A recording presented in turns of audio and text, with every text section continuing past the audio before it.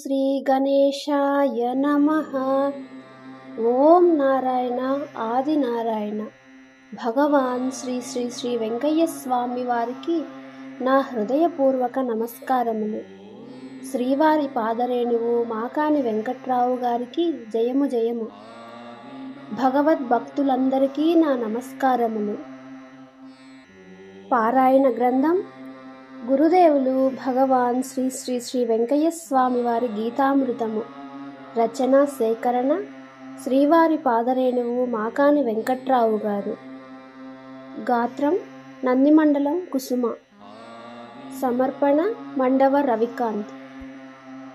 ఈరోజు మనం గీతామృతంలోని ప్రథమ భాగంలో ఉన్న గీతావాక్యములు 473 నుండి 478 వరకు చెప్పుకుందాం. గీతావాక్యం 473. మదరము పట్టిన వారికి ఏమి పాపము వచ్చినది? 474. చందనము సందనము 7 లక్షల చేను వైపు వచ్చినది. 475. 3 లక్షల చేను ఏడు పుట్టినది. 475. ఏమి పుట్టినది? 476. పుణ్యము ఏడ నుండి వచ్చినది? 477. గంధము మందము 478. అన్నము లేని వారు ఎవరు? అందరికీ అన్నము ఉన్నది. 1400 సంవత్సరములు. ఇక్కడ ఉన్న మంత్రం ఏంటంటే, అంతయు దేవుని రూపము అన్నదే ధర్మము. ఈ మంత్రంను జపించడం వలన బ్రహ్మతత్వము తెలుస్తుంది. ఇప్పుడు మనం ఈ గీతావాక్యముల యొక్క అర్థం తెలుసుకుందాం.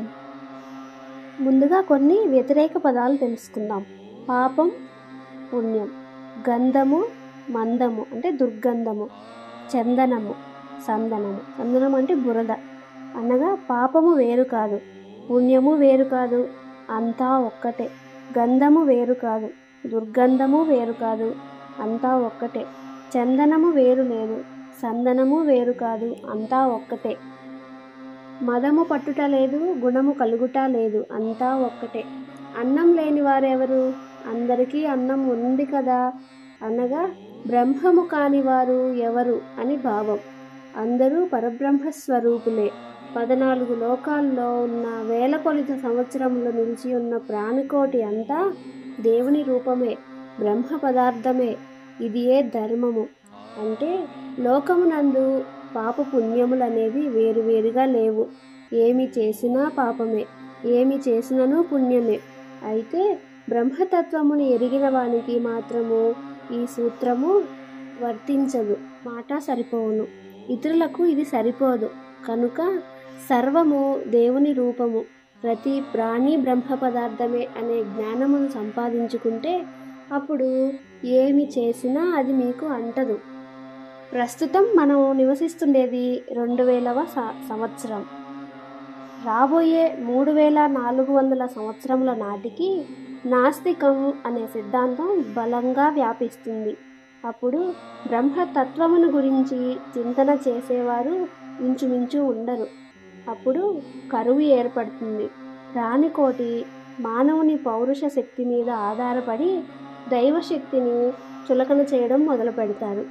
అందువలన ప్రకృతి భయంకరమైన విపరీతములైన పరిణామాలను కల్పిస్తుంది. ఆ పరిణామాలకు మానవులు తట్టుకోలేక మలమల మాడి నశించిపోతారు. బ్రహ్మమునకు కరువు ఏర్పడిందంటే అన్నమునకు కరువు ఏర్పడుతుంది. కాబట్టి ఈ విషయమును గ్రహించిన జ్ఞాన సంపన్నులు బ్రహ్మమునందు లగ్న మనస్కులు కావాలి. అంటే బ్రహ్మోపాసన యందే మన మనస్సు నిలవాలి. ఇక్కడ శ్రీ స్వామివారు ఉపదేశించిన మంత్రం మరొక్కసారి తెలుసుకుందాం. అంతయు దేవుని రూపము అన్నదే ధర్మము. ఈ మంత్రమును జపించినా లేక శ్రీ స్వామివారి వాక్కులను యథావిధిగా జపించినా బ్రహ్మతత్వము తెలుస్తుంది. ఇంతటితో ఈ గీతావాక్యముల యొక్క అర్థం పూర్తయింది. తరువాయి భాగంలో మనం గీతావాక్యములు 479 నుండి 494 వరకు చెప్పుకుందాం. ఈ భాగంలో ఉన్న మంత్రం ఏంటంటే, పడమట చేను కొను వారికి ఈరోజు వదిలినది సర్వము జగన్నాథమునకు ఇస్తాడు, ధర్మరాజ్యం అన్నది వచ్చినది. ఈ మంత్రం యొక్క వివరణ శ్రీ స్వామివారి మాటల్లో తెలుసుకుందాం. ఓం నారాయణ ఆదినారాయణ. శ్రీవారి పాదరేణువు మాకాని వెంకట్రావు గారికి జయము జయము. రాజాదిరాజ యోగిరాజ పరబ్రహ్మ శ్రీ సచ్చిదానంద సద్గురు శ్రీ వెంకయ్య స్వామి మహారాజుకి జై.